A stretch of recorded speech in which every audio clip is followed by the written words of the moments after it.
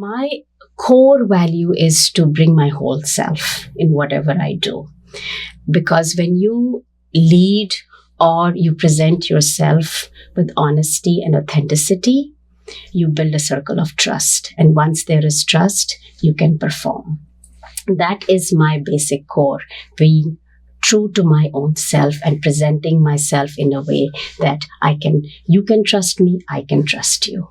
So that's how I lead at work and at home. Domestic violence is not just physical abuse. Domestic violence is emotional, psychological, financial, and immigration. It is marred by power and control. To me, Saheli is a safe place where survivors of domestic violence and sexual violence can come and be truthful for what they are going through and be not being judgmental and supporting them holistically. Prevention is better than cure. Preventing domestic violence starts by educating the community and our younger generation how to identify the red flags in a relationship, talking about healthy relationship and intersectionality of our culture. Every human being deserves self-respect. Men, women, younger children. Welcome to India Lingua News. Our guest today is Deepali Gulati, Executive Director of Saheli Boston. On March 14th, she will be honored with one of the Outstanding Women of 2026 award at 23rd Annual Women of the Year Awards Gala. We are going to talk to her about her journey and her role at Saheli. Tell us about some of the services Saheli provides today. Yes. Saheli is, as we all know, a very culturally language-specific organization, and we support survivors of both domestic violence and sexual violence to South Asian and Arabic-speaking women. Our services are very holistic and wraparound services in housing, mental health, legal services. All these services are culturally and language informed. We have advocates who can speak all the languages, 14 different languages in Arabic and all South Asian languages. We have an Afghan DV advocate, Bangla speaking DV advocate, and even our lawyers are culturally and language informed. Our mental health program is also around those services. So when a survivor comes to us, we do a need assessment and see where they need their services, and that's how we place them. So now, say you joined Saheli in 2020, right? So in 5 years, how the demand for Saheli services has increased or gone down? The demand has increased and it is increasing. And one of the reasons why the demand is increasing and because we are building that awareness in the community. Our programs, our outreach, our prevention programs in schools and colleges are bringing that awareness that Saheli exists and survivors don't need to be alone in this journey and they can avail of our services. And also we are bringing awareness to the cause of domestic violence.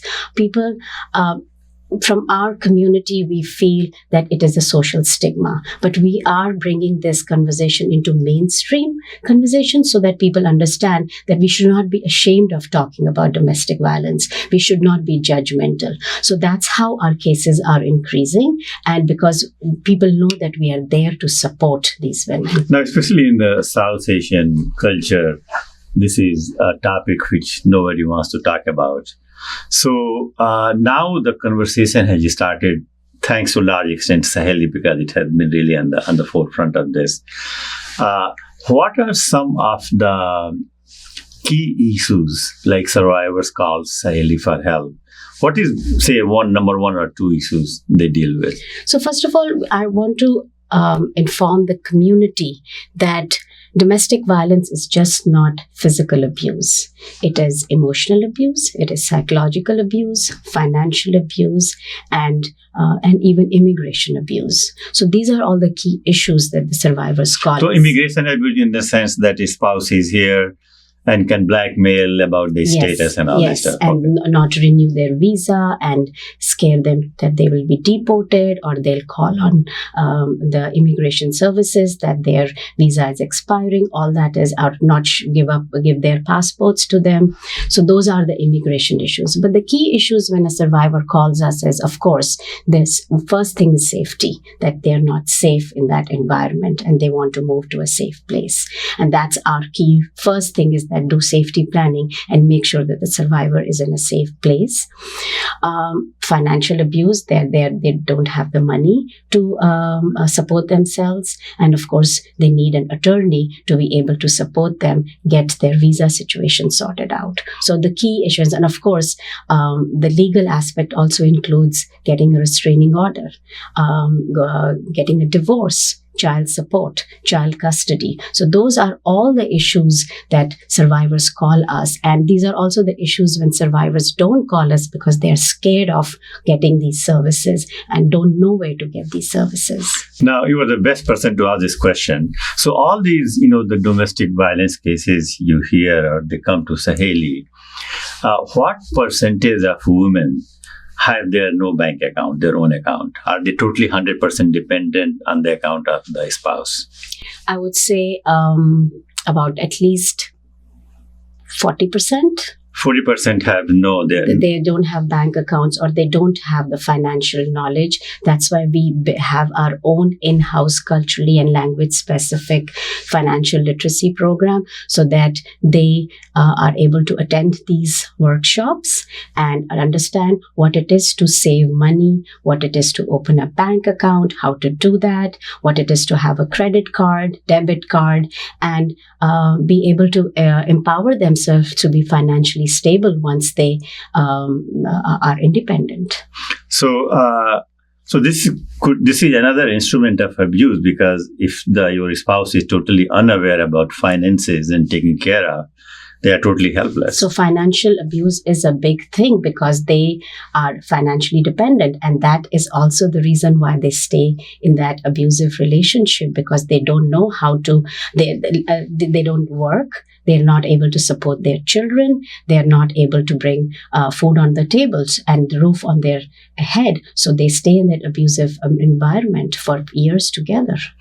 What about the children? So most of the cases which you get, what is the role of children, or how the children become a key point of the discourse or discussion in the family or of abuse? Domestic violence not only affects one single person, it affects generations together, and children are part of that. We see that children act up, the children don't listen to their mother, they become abusers as they grow older, because that impact on their anxiety and their trauma is so immense. So we try to support women and their children in a holistic manner. And in fact, we are creating a parenting program where women are able to avail of their services to understand how do they parent their children, because they themselves are going through anxiety and trauma. And if they have children also going through that anxiety, trauma, fear, not wanting to eat or go to sleep or go to school, then how do they deal with those children? How do they create that safe environment? So it is important for us to not only support the women, but the children also. Now, in like domestic violence cases, and if the couple has a child, what happens to the child? It depends case by case. Depending upon what the status of the survivor is. If she has citizenship or if she's an immigrant, the child is born here. But eventually, in a divorce case, there is a custody battle. And in Massachusetts, there is legal custody, and there are two types of custodies. So it depends upon the case whether they get 50% custody or whether they get 100% custody. So it's case by case. So how many cases roughly a year, if you include the Arabic women as well as the South Asian, how many cases a year are reported to Saheli roughly? So we are able to holistically support about 333 last year. That's what we did, 333 survivors, both Arabic speaking and South Asian women, plus their children. So survivors are 330 plus, and plus their children. So we can say about 500. And when you say supporting, you also, this includes providing them the shelter, food, training about job. Economic empowerment, mental health programs, support groups, financial literacy programs, legal support, housing, short-term rental, long-term rental, like I said, parenting classes, all those holistic and wraparound services they get. I'm talking to you like a data scientist here. So now over more than 300 cases a year, how many of them are able to stay in the US? How many roughly go back to where they came from? How many survive? How many give up? Do you have any data or any analysis like that? I would say that going back to their home country, the percentage is very low, especially the survivors who have their children born here. So they end up applying for U visa, which comes under the VAWA Act. And for that, they cannot leave the country. So going back is a very low percentage unless they have a very strong support structure in India. Sometimes they don't want to go back because they don't know how they will survive in their home country. And what the parents will think, what the relatives the cultural will background, think, the barriers and everything. So, and plus, how do they survive there? There is a bigger chance of having a better life for themselves and for their children here as opposed to back home. So yeah, this rate is very, very low if they go back. Going back to their abusive relationship, I would say 5 to 10%.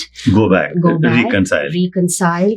Again, because of family pressure, cultural barriers, financial dependency, visa. So they go back. They know that life is tough either way, whether they go back or they leave. But they feel that at least there is a roof over their head and food on the table if they go back. And the majority survives on their own. They do thrive, whatever job they can get. They do. It's hard for them to go back because of the children. So they do stay away from that relationship. So now if anybody is watching this and they want to help Saheli, how they can help Saheli? Many ways. Saheli, we have a very robust volunteer management program. We have a volunteer engagement program where community can fill in their forms and we bring them in for programs, help out on events. We don't do direct services because of confidentiality. And of course, donate and support. It's a big way of you can support Saheli, because I feel that the work is happening here in our community and our community needs these funds for supporting our survivors because these are our women. So now coming back into a little bit, digging down, what are some of your recommendations with your experience during the last 5 years working with Saheli, that these are the steps which will help avoid these type of problems in any family? What are some of your tips you will give? Okay, here are the 5 tips. Do this, and hopefully you will do better in the family. I think education is a big part of our prevention part. From the very beginning, whether it is your son or your daughter, to talk about healthy relationships. What are healthy relationships? Communicate with your children. What are the red flags? And I'm not talking about healthy relationship between a girl and a boy. The healthy relationship or red flags in a relationship can be between brother and sister, 2 friends, mother and daughter, mother and son, father and daughter. So what are the red flags in the relationship? How you communicate.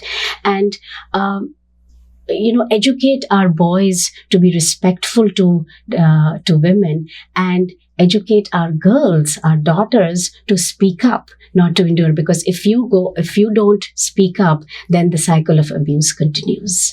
So, Deepali, what will be the 3 red flags kids should really watch among their parents?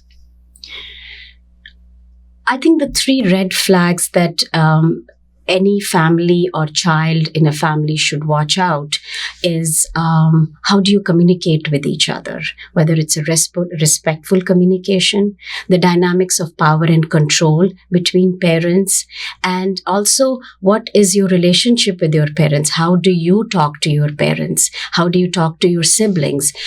Basically, it comes down to building that communication. Respectful communication is very important. Very important.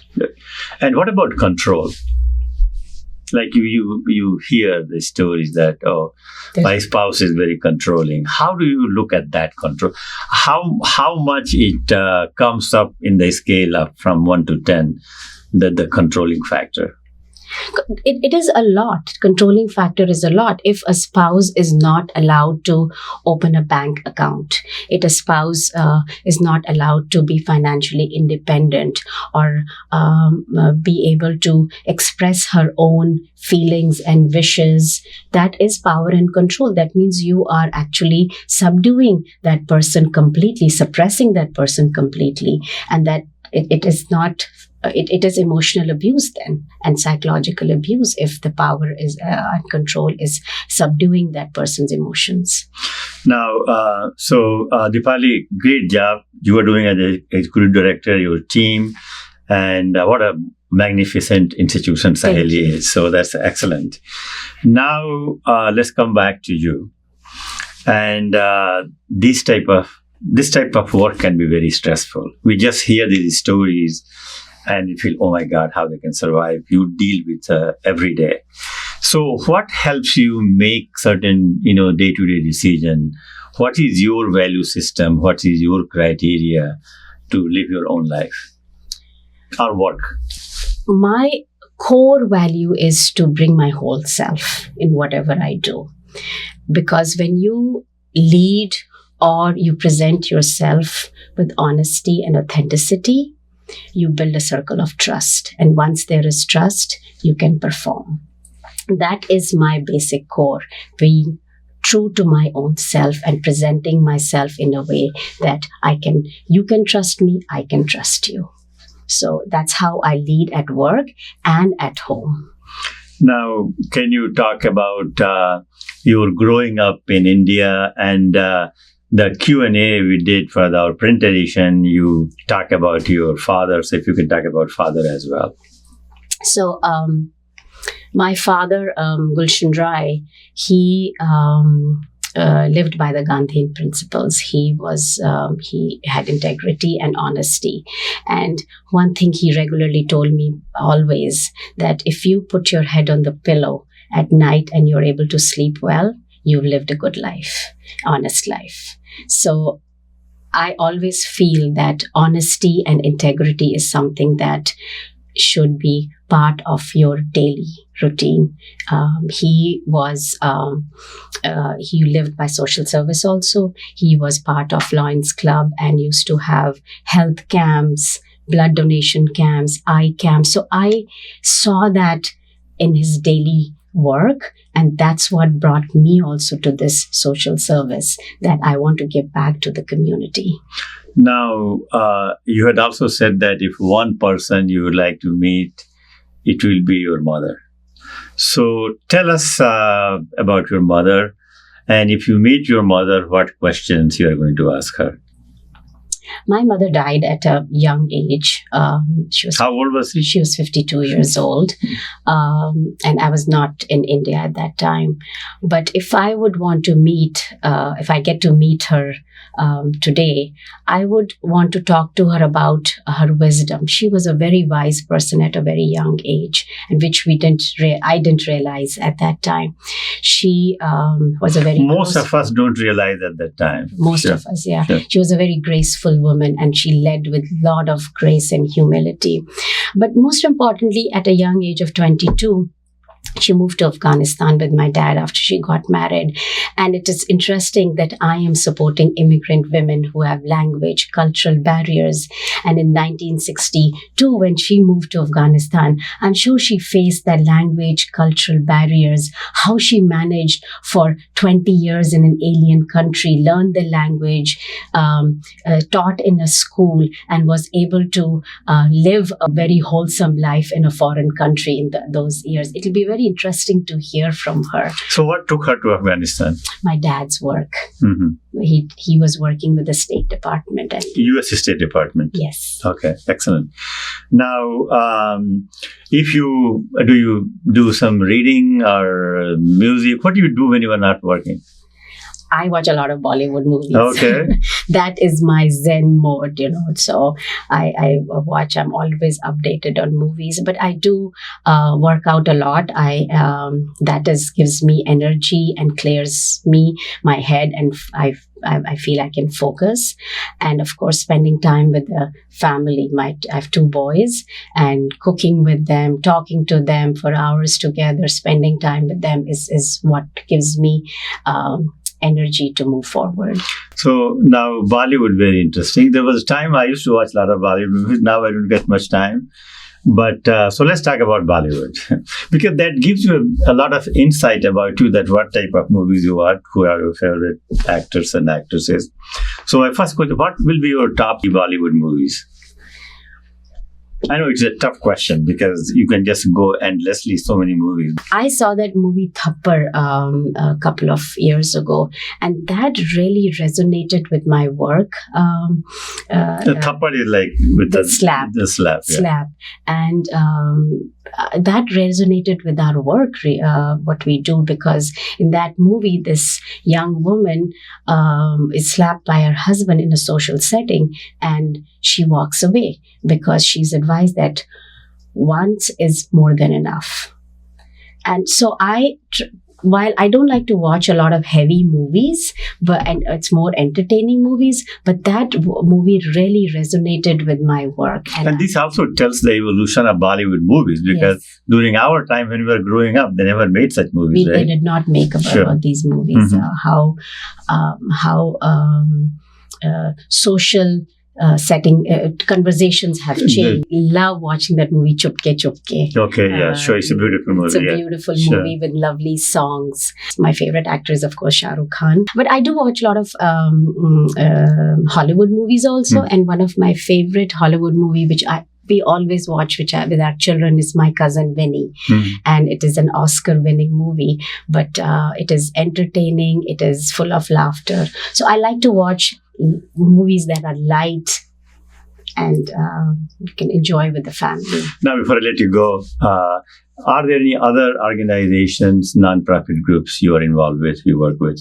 I'm on the board of DV Roundtable in Wayland and Sudbury.